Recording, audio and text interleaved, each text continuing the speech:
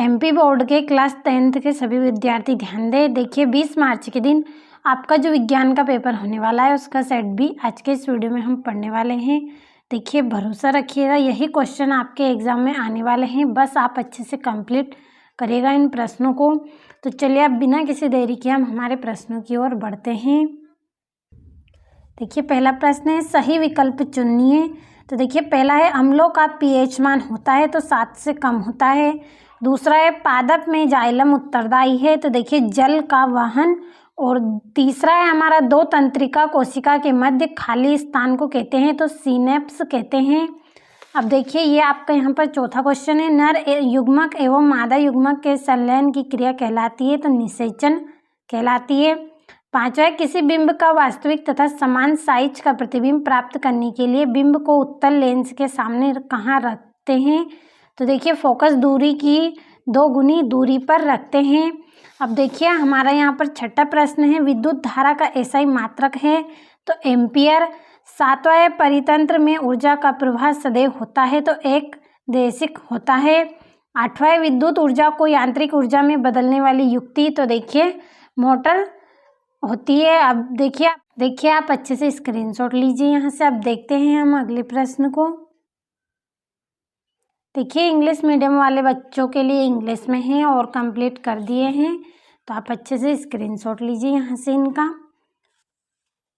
और अच्छे से कंप्लीट करिए। देखिए ये क्वेश्चन आपके आने वाले हैं एग्जाम में, तो अच्छे से कंप्लीट करिएगा इनको।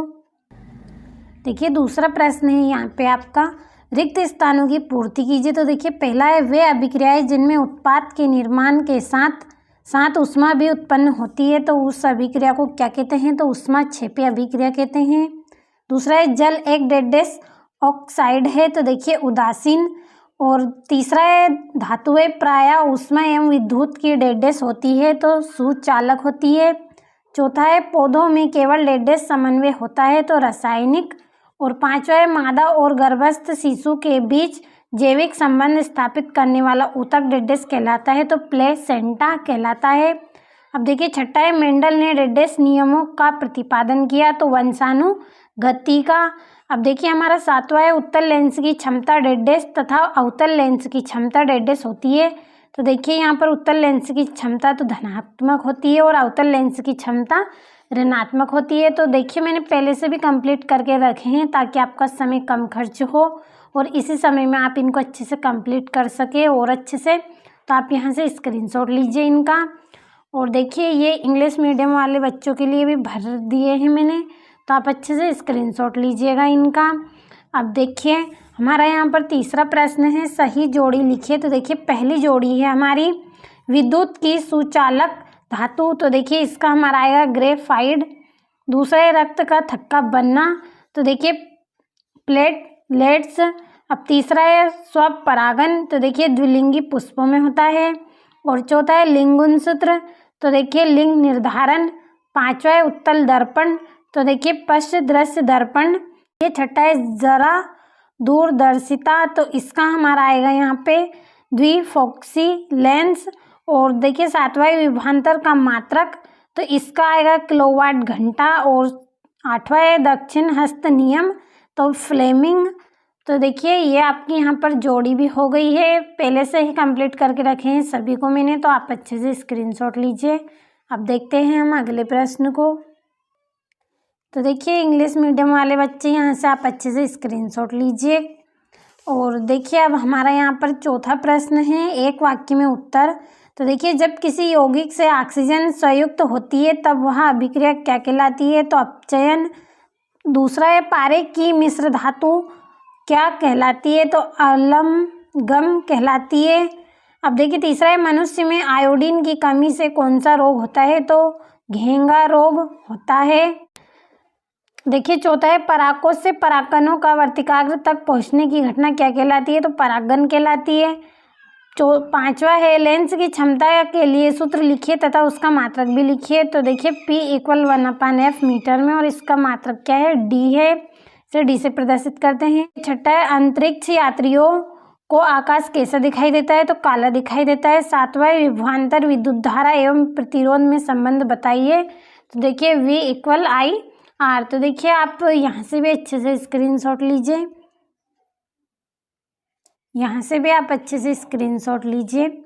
कंप्लीट कर दिए हैं। अब देखिए हमारे यहाँ पर 5वां प्रश्न है, तेल एवं वसा युक्त पदार्थों को नाइट्रोजन से प्रभावित क्यों किया जाता है। 2 नंबर का प्रश्न है आपका।